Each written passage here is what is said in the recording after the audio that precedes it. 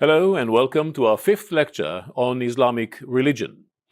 In the last lecture, I've mentioned the fact that the calendar in Islam, since the early times, is a lunar calendar. That is, it is based on the cycles of the moon around the earth. 12 cycles equals a year, and that the length of this year is 354 days, whilst the actual determination of the seasons is done by the sun, and the solar year, meaning the year determined by the cycle of the sun, as it appears when you look at it from Earth, is actually 365.25 days. That is, it's 11 days and a quarter longer than the lunar year. And that creates a difference in phases between the two types of years. If you stick to the solar calendar as Christianity does, then there's no problem. The feasts will fall on the same date every year. However, if you stick to the lunar calendar as Judaism does, for instance, then you have to introduce an intercalation, that is adding a month every now and then to adopt for the discrepancy between the length of the two types of years. Islam is similar to Judaism in the sense that it also uses the lunar calendar. However, the Muslims do not introduce a new month every 2 years or so. And that means that there's a discrepancy, a difference in the dates of every event, such as a feast or the fasting of Ramadan. Every year it shifts by 11 days and 1 quarter, and as a result, eventually the same feast will be celebrated once in the winter, once in the summer, once in the fall, and so on and so forth. And the question that was left at the end of the lecture was, why didn't the Muslims introduce intercalation? Why don't they add a month, as Jews do, to resolve the problem of the shifting of the year? And the reason is a theological reason. It's a much deeper reason than you'd expect. And let me explain. The solar calendar relies on the movements of the sun. The sun determines the seasons. In ancient religions, in the pagan world, the sun was worshipped as a god, and the seasons were controlled by the sun. And therefore, it was important to stick to the solar year. Islam, since its beginnings, tried to get as far as possible for anything that smells of paganism. If pagans worship the sun and the seasons are connected to the sun, then we Muslims disassociate ourselves from the sun. We stick to the lunar calendar. And if the cost is that the main events, the feasts would shift along the year, then let it be so. So this is the price Islam pays for disassociating itself from the memory of paganism with its solar importance. Now, another question which, remember, we're dealing with the comparison between Judaism, Christianity, and Islam with regards to different questions, theological issues and sociological issues and so on and so forth, the calendar and so on. Another matter is the day of rest. Many people believe, and this is wrong, that the sixth day of the week, that is Friday, is the resting day for Muslims. Just like in Judaism, when you have Saturday, in Christianity, Sunday is the equivalent. Then in Islam, it's Friday. It looks compelling. However, this is far from being true, as I hinted before. The Muslims reject the idea of a resting day.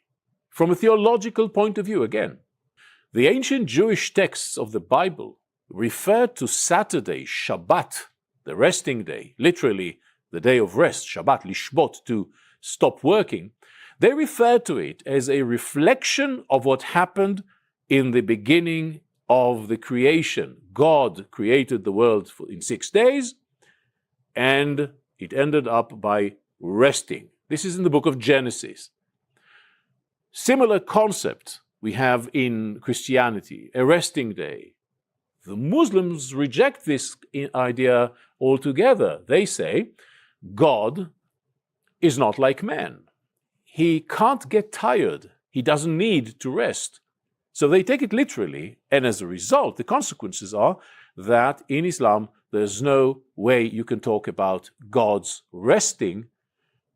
Therefore, there's no need for men to imitate God and rest. So Friday is a unique day in Islam, in a sense, because this is the day when Muslims all go to the mosques, okay, a communal prayer. You can do that any day, but it's especially reserved for Friday. If you can't do it along the week, at least on Friday. But Friday is a working day, and therefore the idea of resting day is totally alien to early Muslims. And finally, one major feature in the monotheistic religions that I'd like to refer to now is the concept of messianism, of redemption, salvation, the end of days, whatever. Of course, in Judaism and Christianity, which evolved from Judaism, the idea of the Messiah is a focal point. There's no question about that. If I try to create a slogan, if you like, that emphasizes the difference between Christianity and Judaism with regards to the Messiah, which exists in both, I'd say that in Christianity, the Messiah has come. In Judaism, he will come. So the idea that there is a Messiah, that there will be redemption in stages or in one step, it exists in both religions, depending on the interpretations given to it throughout history. This is why I'm not trying to be too specific, because these ideas were interpreted in different ways.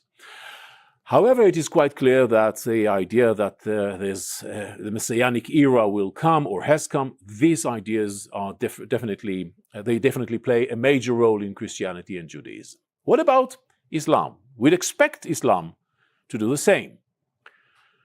But there's a main difference between Islam and Christianity, as opposed to Christianity and Judaism. Jews and Christians have a legacy of persecution, of being subjugated, being enslaved, being persecuted. In the case of Judaism, of course, it's the story of the enslavement in Egypt, and then the redemption of the Exodus. And of course, the enslavement and the destruction of the first temple and the destruction of the second temple by the Romans. And the bloody history of the Jews does not need an explanation. You know that the Jewish nation has suffered all along history, with some points of flourishing and prospering in times, in the first temple period, second temple period. But in general, Jews need the concept of a Messiah because they are persecuted. Life wasn't too good for the Jews. So when you are oppressed, you believe in a better future.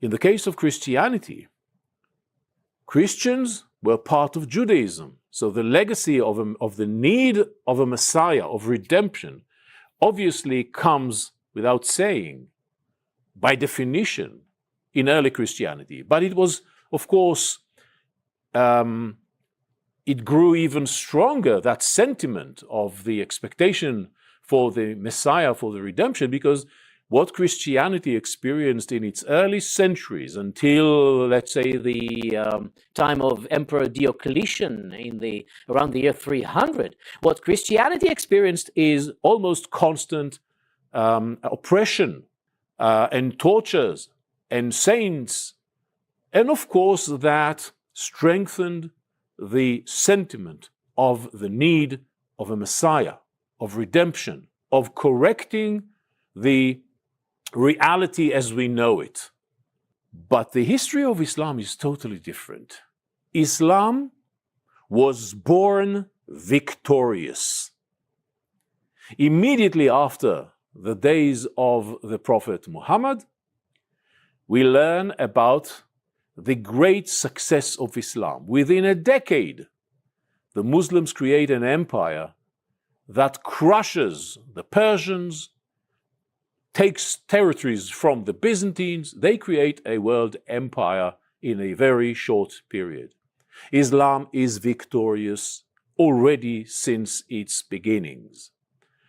It is not oppressed, and therefore the need for a Messiah is not really felt by the early Muslims. And Islam continues to prosper.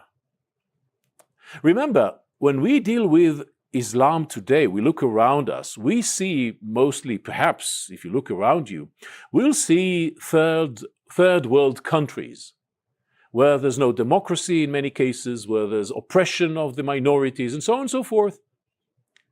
Unlike the West that prospers. But that was not the case 1,000 years ago. In the early days of Islam, under the dynasty of the Umayyads and then the Abbasids, these are the two most important dynasties in the beginning of Islam, Islam prospered. It wasn't just a political power. It was the center of a civilization that continued the civilization of the Greeks and the Romans of the classical world. They preserved and developed knowledge. So it was a center of civilization in humanity's history for ages. When this is the situation, you don't feel the need for a Messiah. Why fix it? Why mend it if it's not broken? Reality was broken for the Jews and the Christians. It had to be mended, it had to be fixed, not for the Muslims. On the other hand, yes, Islam comes from Judaism and Christianity. It relies on both religions. And therefore, the idea of a Messiah per se, that idea infiltrates into Islam because it is taken from Judaism and Christianity. It continues the same concepts that Islam takes from the early monotheistic religions. As a result, the messianic idea does exist in Islam, but it is definitely not a prominent idea as it is in Judaism and Christianity. It's there, but it's not that important. In the last couple of hundreds of years, what we see is the deterioration of the Islamic civilization all around the world. The religion that once was the religion of empires, the Abbasids, the Turks, a world empire, that civilization begins to sink a couple of hundreds of years ago. And Islam sees the rise of the West, of Christianity, and of secularism. So in the recent couple of hundreds of years, there's a need to explain what went wrong, and it comes from within the Muslims. And there are explanations. I'm not going to delve into that because this is not our topic, but the point I'm pressing at is that due to that process of the demise of Islam as a center of civilization in the recent couple of hundreds of years, due to the demise in importance of the Islamic political entities, empires and so on, now it's the time for the rise of the messianic concept and the expectation for mending reality. Now reality is broken and now we need to fix it. And how will it be fixed? According to some prominent Islamic thinkers, it will be fixed by the coming of the Messiah. And if you look over the internet today, this is, I think, the best thing to do if you'd like to get a better impression of what happens in the Islamic thought today. You will see hundreds, perhaps more, internet sites focusing on the messianic idea. So this is a major change that took place when you compare ancient Islam to modern Islam. Having said that, let me just add one comment. I spoke about Islam as if there's one solid entity called Islam, one religion. But obviously this is not true. Just as when I spoke about Judaism and I spoke about Christianity, that was inaccurate, because there are different types of Judaism and there are different types of Christianity. This is why this lecture is so difficult to formulate, because I'm trying to generalize, and I know I'm doing wrong.